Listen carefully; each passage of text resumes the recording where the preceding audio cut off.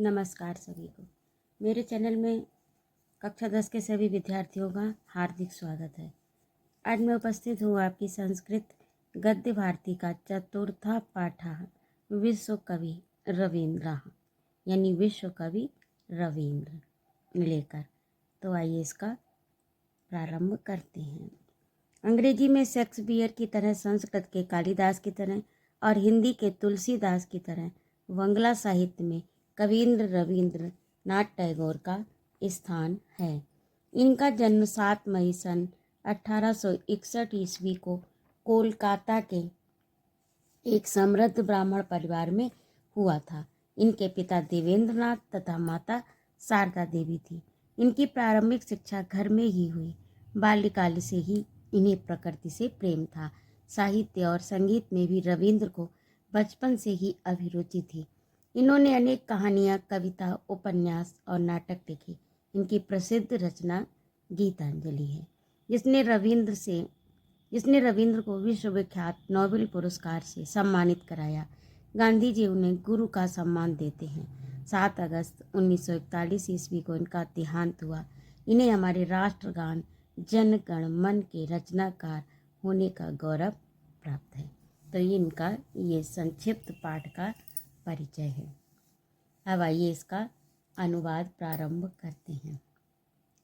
आंग्ल वाङ्मय यानी अंग्रेजी साहित्य में काव्यधन यानी काव्य के धनी, अंग्रेजी साहित्य में काव्य के धनी शेक्सपियर इव समान, अंग्रेजी साहित्य में काव्य के धनी शेक्सपियर के समान। संस्कृत साहित्य कवि कुलगुरु कालिदास इव, संस्कृत साहित्य में कवि कुलगुरु कालिदास के समान। हिंदी साहित्य महाकवि तुलसीदास इव, हिंदी साहित्य में महाकवि तुलसीदास के समान। वंग साहित्य कवींद्रो रविंद्र के ना विदित स्यात्, और बंग साहित्य यानी बंगाल के साहित्य में, बंगला के साहित्य में कवींद्र रविंद्र का नाम किसे अज्ञात है। के ना अविदित, कौन अविदित है यानी किसको नहीं पता, सभी को पता है, सभी को जानकारी है। अंग्रेजी साहित्य में काव्य के धनी शेक्सपियर के समान, संस्कृत साहित्य में कवि कुलगुरु कालिदास के समान, हिंदी साहित्य में महाकवि तुलसीदास के समान, और बंगला साहित्य में कवींद्र रविंद्र के नाम को कौन नहीं जानता, अर्थात किसको नहीं ज्ञात है, अर्थात कौन अविज्ञात है, कौन अज्ञात होगा, यानी सब जानते हैं। आधुनिक भारतीय शिल्पिस् रविंद्रस्य स्थानं महत्वपूर्णम् अस्ति इति सर्वे ज्ञाता एव। आधुनिक भारतीय शिल्पियों में रविंद्र का स्थान महत्वपूर्ण है। भारतीय शिल्पिस् यानी भारतीय शिल्पियों में रविंद्र का स्थान महत्वपूर्णम अस्ति यानी महत्वपूर्ण है। इति सर्वे ज्ञाता, और ये सभी जानते हैं। तस्य बहूनि योगदानानि पार्थक्ये वैशिष्ट्यम लभन्ते, और उनके बहुत से योगदान से यानी उनका बहुत प्रकार से योगदान जो है, उस योगदान से पार्थक्येन वैशिष्ट्यम लभन्ते, और उनके बहुत से योगदान अपनी अलग योगदान पार्थक्येन अलग, वैशिष्ट्यम यानी विशिष्ट, अलग विशेषता रखते हैं, यानी उनमें अलग से उनके योगदान के कारण उनमें एक विशिष्टता अलग से पाई जाती है। न केवल माध्यमिक सांस्कृतिक क्षेत्रेषु, न केवल माध्यमिक और सांस्कृतिक क्षेत्र में तस्य योगदानम महत्वपूर्ण, उनका योगदान महत्वपूर्ण है, अपितु बल्कि रचनात्मक साहित्यकार तयापि तस्य नाम लोकेषु सुविदिते सर्वै, और इसके साथ साथ अपितु बल्कि रचनात्मक साहित्यकारिता के कारण भी उनका नाम विश्वविख्यात है। ऐसा यानी लोकेश माने विश्व, तस्य नाम उनका नाम लोकेश संसार में विश्वविख्यात है, ये सभी जानते हैं। फिर से देख लीजिए। न केवल माध्यमिक सांस्कृतिक क्षेत्रों में ही नहीं उनका योगदान महत्वपूर्ण है, बल्कि रचनात्मक साहित्यकारिता में भी उनका नाम सुप्रसिद्ध यानी विश्व विदित है, विश्व प्रसिद्ध है, ऐसा सभी को, सुविदितम एव सर्वै, ऐसा सभी जानते हैं, उनका नाम संसार में प्रसिद्ध है।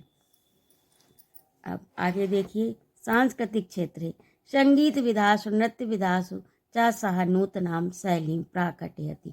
संगीत की विधा में, संगीत विधास माने संगीत की विधा में, अब संगीत की विधा के का यहाँ पर क्या है, जो संगीत का की विधियाँ हैं, उनके प्रकार हैं, उनको प्रस्तुत करने की जो शैली है, तो उसको यहाँ पर विधा के रूप में प्रयोग किया गया है। संगीत विधास नृत्य विधास यानी नृत्य की विधा में, जिस प्रकार से संगीत की विधा में, उसी प्रकार से नृत्य की विधा में। चासा उन्होंने, नूतनाम नई शैली प्राकटत, नए शैली प्रकट की। सा शैली रविंद्र संगीत नामना ख्याति लभते, और उस शैली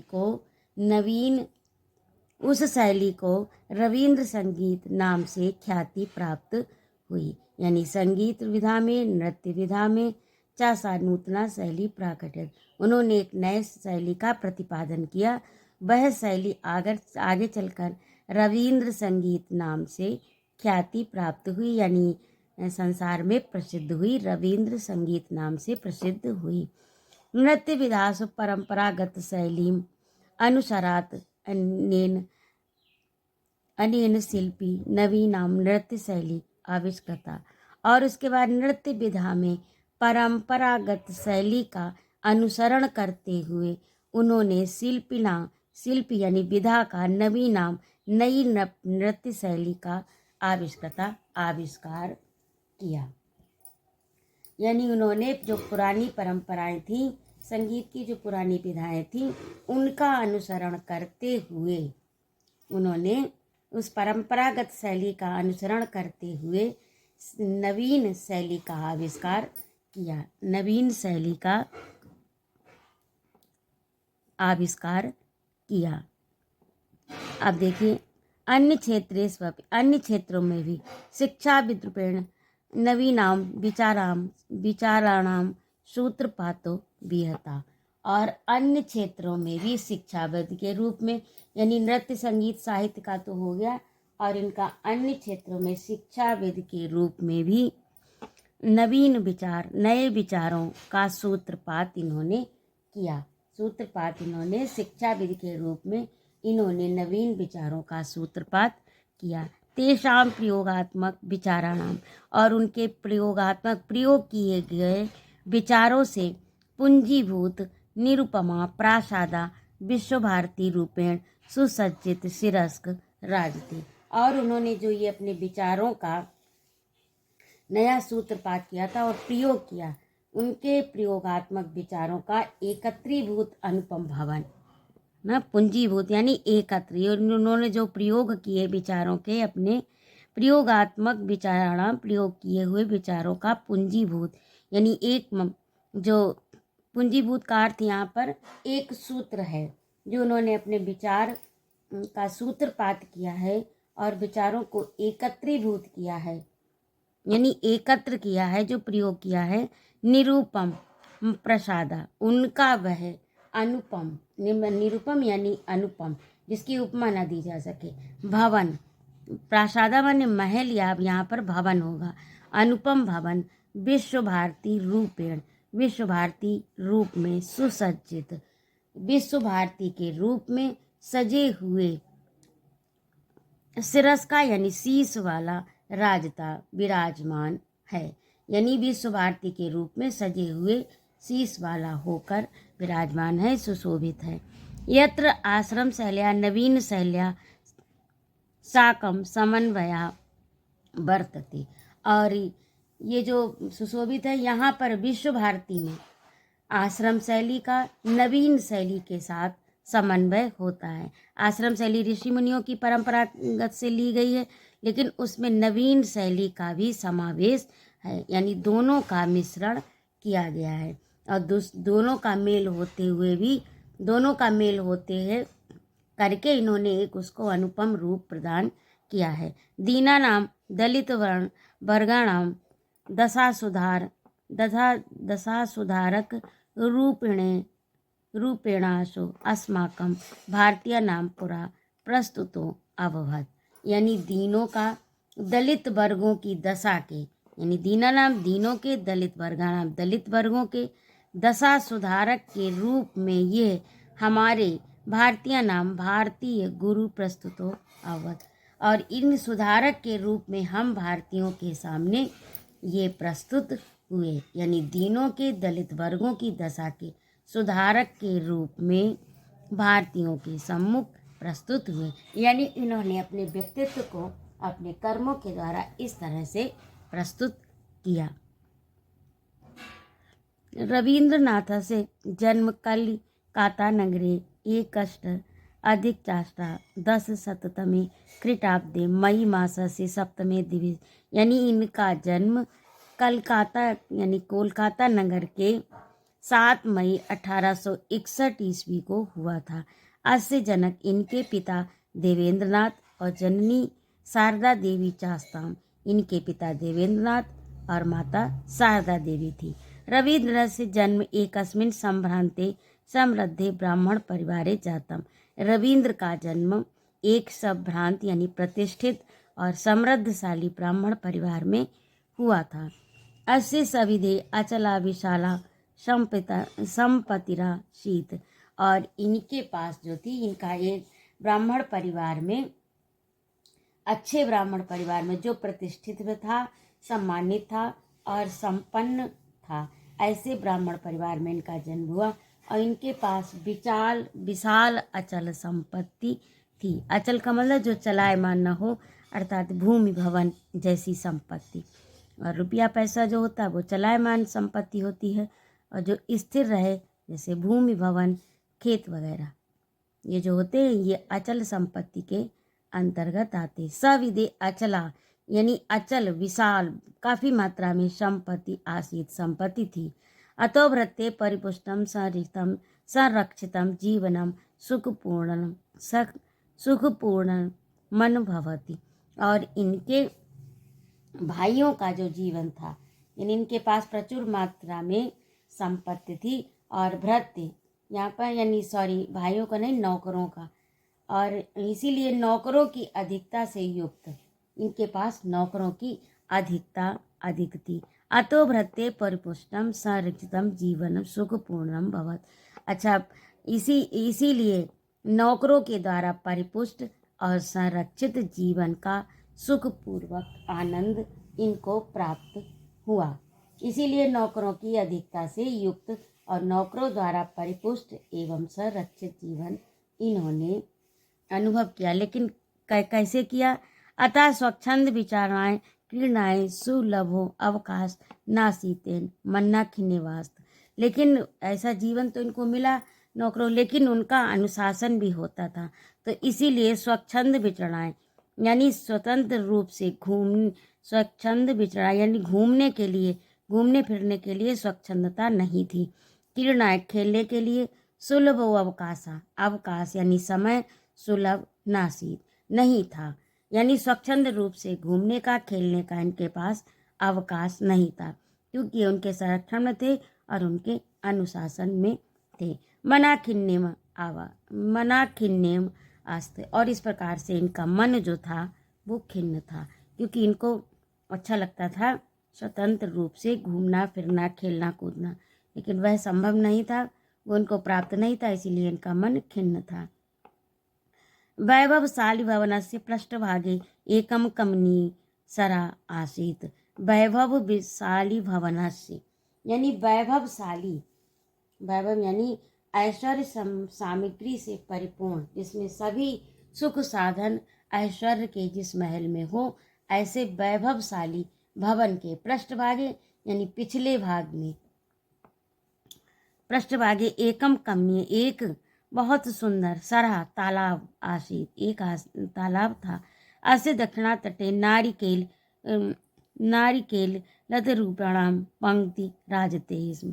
और उसके दक्षिण तट पर नारियल के वृक्ष पंक्ति रूप में सुशोभित थे। यानी इनके जो संपूर्ण सुखों से, संपूर्ण वैभव से युक्त इनका जो भवन था, उसके पीछे भाग में एक क्या था, सराह यानी तालाब था, और दक्षिण भाग में नारियल के वृक्षों की पंक्ति सुशोभित थी।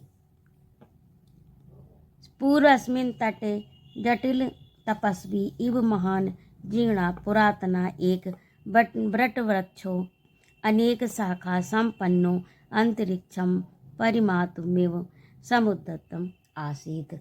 और किनारे पर जटाधारी तपस्वी जैसा, पूरस्मिन तटे यानी किनारे पर, जटिल जटाधारी तपस्वी इव समान महान जीर्ण यानी बहुत पुराना, जीर्ण और पुराना, जीर्ण शीर्ण यानी जीर्ण और पुराना, एक वट वृक्षो एक बरगद का वृक्ष, अनेक शाखा से संपन्न, अनेक शाखा संपन्न यानी अनेक शाखाओं वाला, अंतरिक्षम और अंतरिक्ष को परिमाप नापने के लिए, परिमाप इव समुद्रतासित यानी आकाश को, अंतरिक्ष को मापने के लिए तैयार रहता था। यानी पूर्व में इसके पूर्व के तट पर जटिल, इसके किनारे पर, ये जो तालाब था उसके किनारे पर एक तपस्वी के समान महान जीर्ण और पुरातन एक बट का वृक्ष था, जिसकी अनेक शाखाएं अंतरिक्ष को मापने के लिए हमेशा तैयार रहती थी।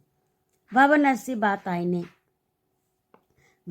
बातायने समुपविष्टा बालका दृश्यमिदं दर्शम परा मुदम लभत।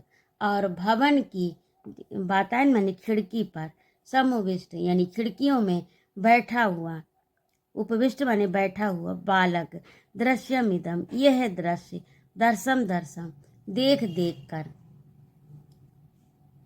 दर्शम पराम मुदम लभत, और पराम यानी अत्यधिक मात्रा में, मुदम यानी प्रसन्नता, लभत प्राप्त करता था। ये तो इसका शाब्दिक अर्थ हुआ। यानी भवन के खिड़कीदार या झरोकेदार खिड़कियों में बैठा हुआ ये बालक, अब ये बालक किसके लिए कहा गया है, रविंद्र के लिए। दृश्यमिदे इसको देख कर, ये जो दृश्य था जो अभी ऊपर वर्णन किया है, इस दृश्य को दर्शम देख कर अत्यंत प्रसन्नता को प्राप्त होता था, या अत्यंत आनंद को प्राप्त होता था, या आनंद प्राप्त करता था। अस्मिन्नेव सरसि तत्रया निवासिना यथा समयं स्नातुम आगत्य स्नानांच कृत्वा यान्ति स्म।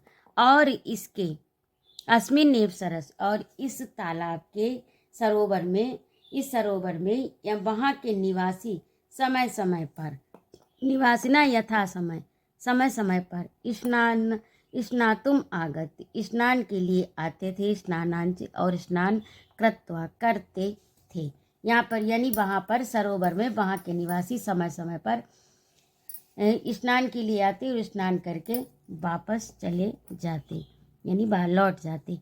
तेषां परिधानानां विविधा क्रियांश दृष्ट्वा बालका किंचित काल प्रसन्ना जायति। और उनके वस्त्रों और विविध प्रकार के, जब वो आते थे अपने वस्त्र पहनते थे, धोते थे, उतारते थे, तो उनके विविध प्रकार के, और स्नान के दौरान आने के, जाने के और स्नान के इस काल में जो भी उनके क्रियाकलाप होते थे, विविध क्रिया से विभिन्न प्रकार की क्रियाओं और उनके वस्त्रों को दृष्टवा देखकर बालक किंचित काल प्रसन्नावत कुछ समय के लिए प्रसन्न हो जाता था।